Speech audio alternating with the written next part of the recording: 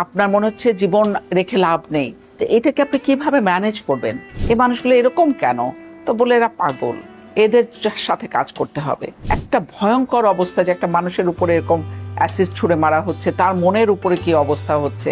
কারণ মানসিক স্বাস্থ্য যদি ঠিক থাকে আমি কিন্তু আরেকটা মানুষের ক্ষতি করতে পারি না।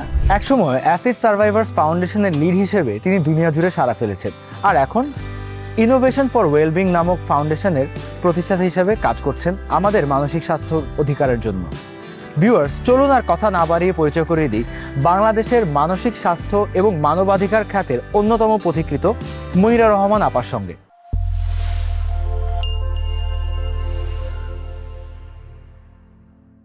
মনিরা আপা, আসসালামু আলাইকুম, কেমন আছেন আপনি? ওয়ালাইকুম সালাম, জি আমি ভালো আছি, আপনি কেমন আছেন? আমিও ভালো আছি আপা। সবার প্রথমেই আপনাকে স্বাগতম আমাদের অনুষ্ঠানে। আপনার মতো এক্সিলেন্সের ভয়েস থেকে আমরা শুনতে চাই, যাতে করে আমাদের অডিয়েন্সরাও আরও ইন্সপায়ার্ড হয়।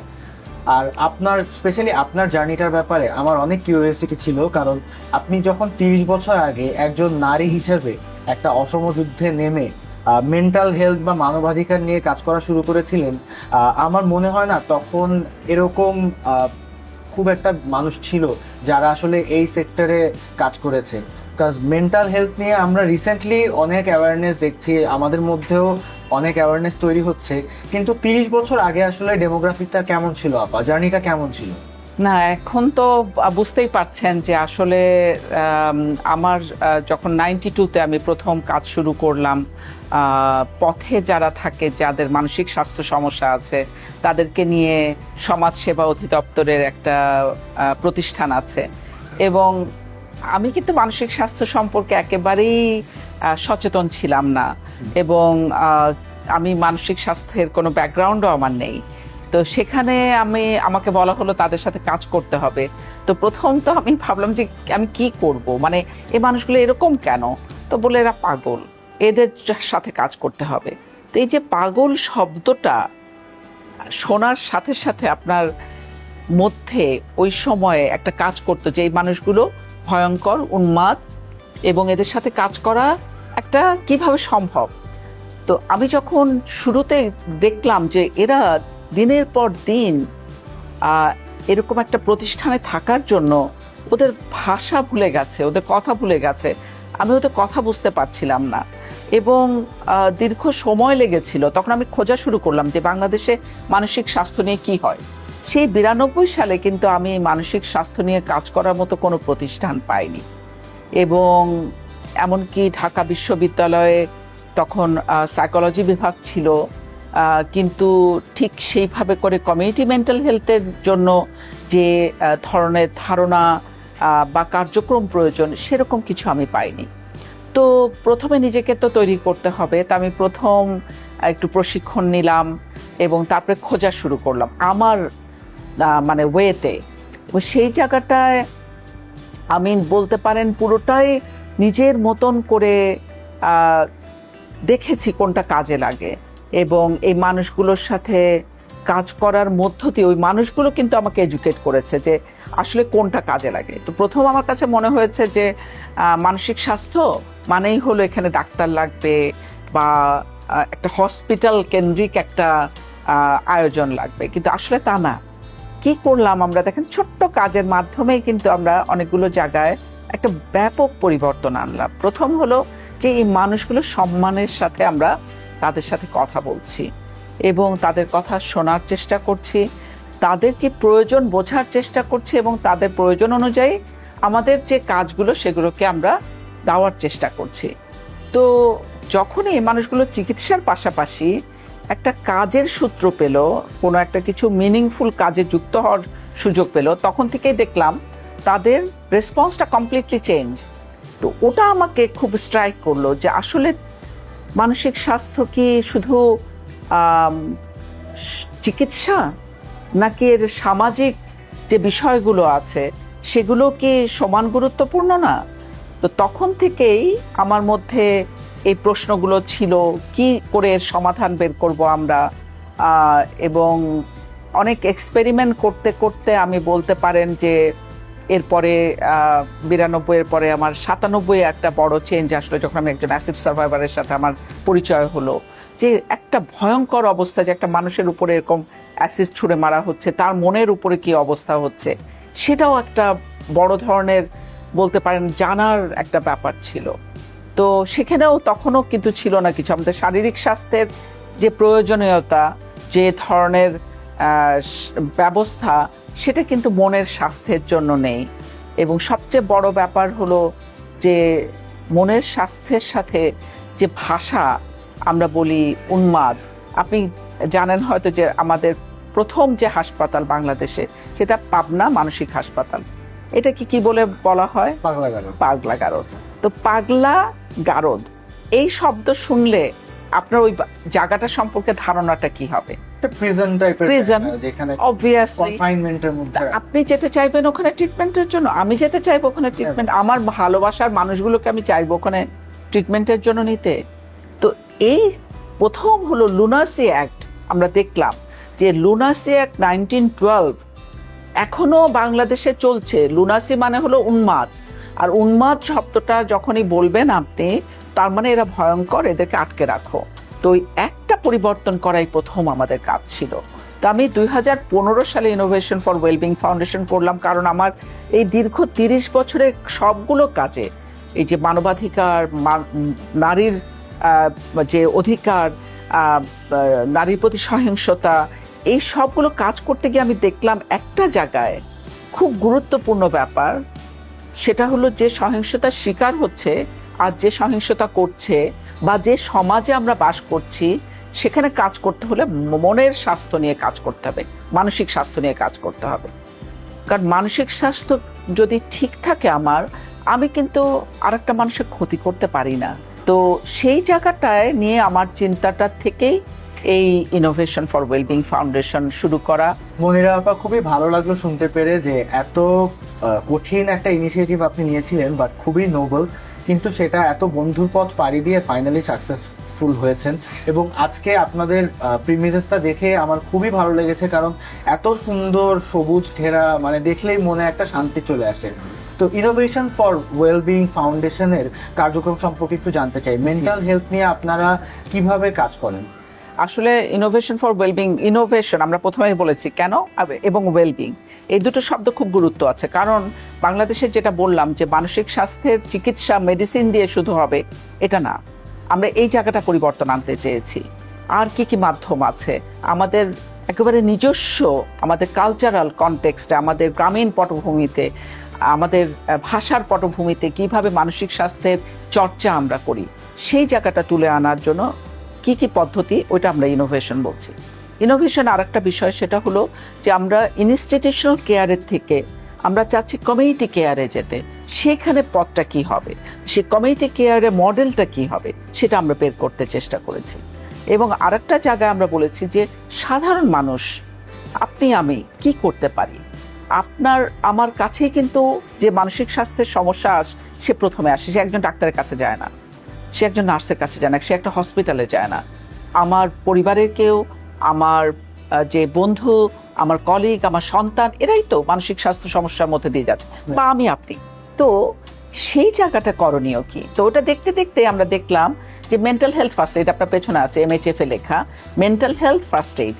এই যে শব্দটা দেখেন, শারীরিক স্বাস্থ্যের প্রাথমিক চিকিৎসা সম্পর্কে আমরা জানি। আপনার হাত কেটে গেলে কি করতে হবে আপনি জানেন, কিন্তু আপনার মনও তো কেটে যায়, পুড়ে যায়, ক্ষতবিক্ষত হয়, মনেও তো ঝড় ওঠে। সেইটার ব্যান্ডেডটা কি, সেটার ফার্স্ট এইডটা কি? তো এই মেন্টাল হেলথ ফার্স্ট এইড একটা ইন্টারন্যাশনাল প্রোগ্রাম, বিশ্বের 40টা দেশে ইমপ্লিমেন্ট করা হয়। আমরা এটা লাইসেন্স হোল্ডার বাংলাদেশে, এবং এটার জন্য আমরা mental health first aid Bangladesh একটা চ্যাপ্টার করেছি। মিড লাইফে এসে বার্ন আউট হয়ে যায়।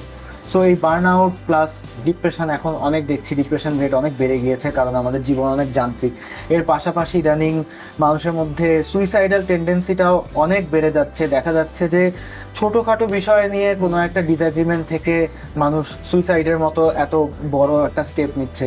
তো আপনাদের ইনিশিয়েটিভসগুলো এগুলোর এগেনস্টে বা এগুলোর প্রিভেনশনের জন্য আপনারা কিভাবে ট্রেনিং বা কনসালটেন্সি করে থাকেন? এটা আসলে খুব গুরুত্বপূর্ণ কথা বলেছেন, কারণ যেটা আমরা দেখতে পাচ্ছি এখন কিন্তু প্রতিষ্ঠানগুলো আমাদের কাছে আসছে, তারা বলছে যে আমাদেরকে সাহায্য করো। কারণ সেই সব প্রতিষ্ঠানে যারা মানে বিশেষ করে হাই রেসপন্সিবিলিটি হাই রিস্ক পজিশনগুলোতে আছে, এবং কমিউনিটিতেও দেখেন যারা কিনা ভায়োলেন্স নিয়ে মানে ওই ধরনের নারী প্রতি সহিংসতা নিয়ে কাজ করছে বা এরকম, বা যারা এক্সপোজড হচ্ছে, ট্রমার এক্সপোজড হচ্ছে, মিডিয়া দেখেন যে রিপোর্ট করতে গিয়ে এক্সপোজড হচ্ছে। আমরা কিন্তু এখন অনেক রিকোয়েস্ট পাচ্ছি, এবং সেই কনসালটেন্সিটাতে আমরা করি কি ওই অর্গানাইজেশনগুলোকে তার পলিসি প্রসিডিওর প্র্যাকটিসের মধ্যে কিভাবে মেন্টাল ওয়েলবিংটাকে ইনক্লুড করবে, খুব বড় পরিবর্তন না এনে ছোট ছোট পদক্ষেপের মাধ্যমে। এটা খুব গুরুত্বপূর্ণ ব্যাপার। আপনি এমন আর কিছু জিনিস আছে, টেকনিক আপনি শিখতে পারেন যে স্ট্রেসটা আপনি তাৎক্ষণিকভাবে কিন্তু এটাকে আপনি ম্যানেজ করতে পারেন। আপনার প্যানিক অ্যাটাক, আপনার যে নেগেটিভ থট হচ্ছে, আপনার মনে হচ্ছে জীবন রেখে লাভ নেই, তো এটাকে আপনি কিভাবে ম্যানেজ করবেন, এই জায়গাগুলো নিয়ে আমরা কাজ করি। আমাদের দেশে আমরা নর্মালি দেখি আমাদের দেশের মানুষের আর্নিং এর সাথে যদি আমরা আমাদের প্রাইভেট হেলথ কেয়ারের প্রাইসিংগুলো দেখি, সেটা বেশ হাই। সো সাইকিয়াট্রিস্ট বা একটা যে থেরাপিস্ট, সেই সেক্টরেও জিনিসটা অনেকটা সেমই দেখা যায়। কারণ এখন আমাদের যারা সাইকিয়াট্রিস্ট বা থেরাপিস্ট আছেন প্রাইভেট সেক্টরে, সেখানে দেখা যাচ্ছে যে একটা কাউন্সেলিং বা থেরাপি সেশনের জন্য 1 ঘন্টার জন্য মিনিমাম 2 থেকে 3 হাজার টাকা ব্যয় করতে হচ্ছে। আর 2-3 হাজার তো কমই বললেন আপনি। জি, ব্যয় মিনিমাম হ্যাঁ, একদম 3 হাজার টাকা চলে যাবে পার আওয়ারের জন্য। তো দেখা যাচ্ছে আমাদের যে পপুলেশন, আমাদের মানুষের যে গড় ইনকাম, অনেকে ম্যাক্সিমাম মানুষের জন্যই সেটা আসলে প্র্যাকটিক্যালি পসিবল না। তো যারা লোয়ার ইনকাম মানুষ আছে তাদেরও কিন্তু মেন্টাল হেলথ প্রবলেম হচ্ছে, মেন্টাল হেলথ ইস্যুস ফেস করছে। তো তারা আসলে কিভাবে আপনাদের মতন অর্গানাইজেশন যারা আছেন আপনাদের থেকে হেল্প বা সাপোর্ট পেতে পারে? এটা আসলে একটা খুব কঠিন প্রশ্ন করেছেন আমাকে। কারণ কি, ধরেন যারা মেন্টাল হেলথ সার্ভিসটা দিচ্ছে ওনাদেরও কিন্তু এটা পেশা। আমাদের দেশে মেন্টাল হেলথ সার্ভিস প্রোভাইডারদের সংখ্যাও কম। তো আমি বলবো যে একজন ডাক্তার মানে যে সাইকিয়াট্রিস্ট, আমি প্রথমে আসি সাইকোলজিস্ট বা সাইকোথেরাপিস্ট, যিনি কিনা কাউন্সেলিং সার্ভিসটা দেন। তো এখন একটা কাউন্সেলিং সার্ভিস দিতে গেলে মিনিমাম আপনার 1 ঘন্টা সময় এবং একাধিক সেশন লাগবে।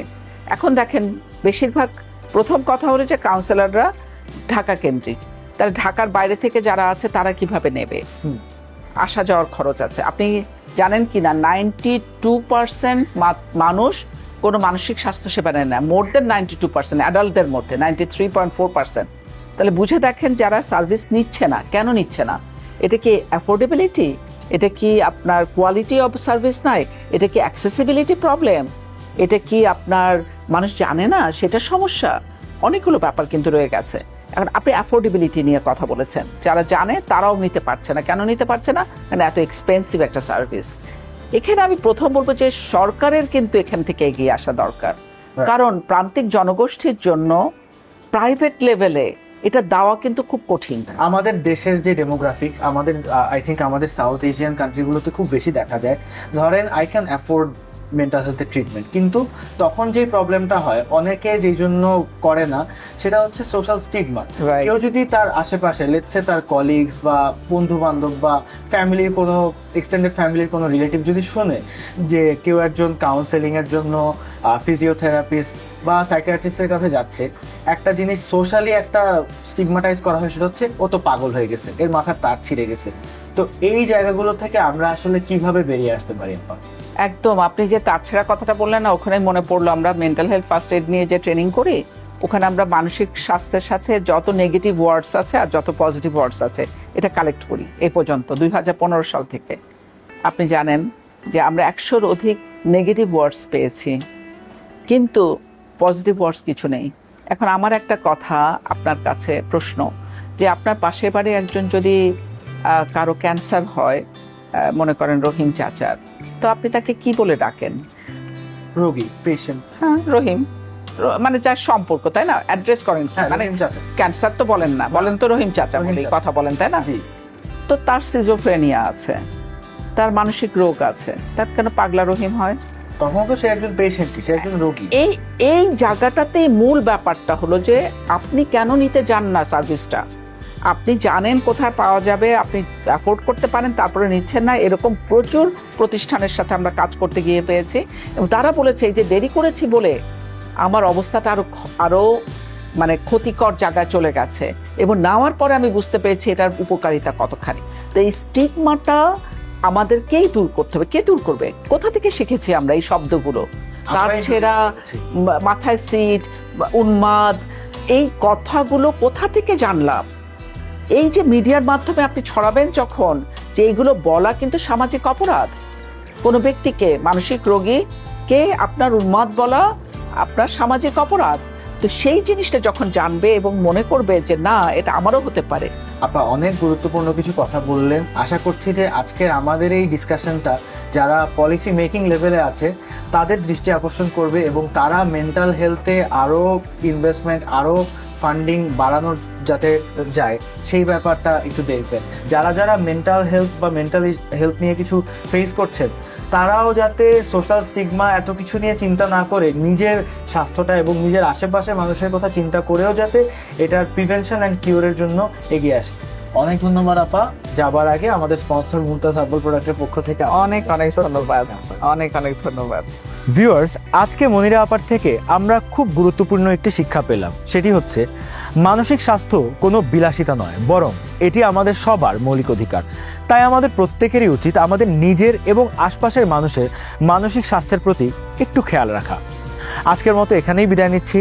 আগামী পর্বে আবারও দেখা হচ্ছে নতুন কোনো ভয়েস অফ এক্সিলেন্স বা সফল ব্যক্তিত্বের সঙ্গে। ততদিন পর্যন্ত সবাই ভালো থাকবেন, সুস্থ থাকবেন এবং সিটি এফএম এবং Mumtaz herbal product presents voice of এক্সিলেন্সের সাথে অনুপ্রাণিত হতেই থাকবেন।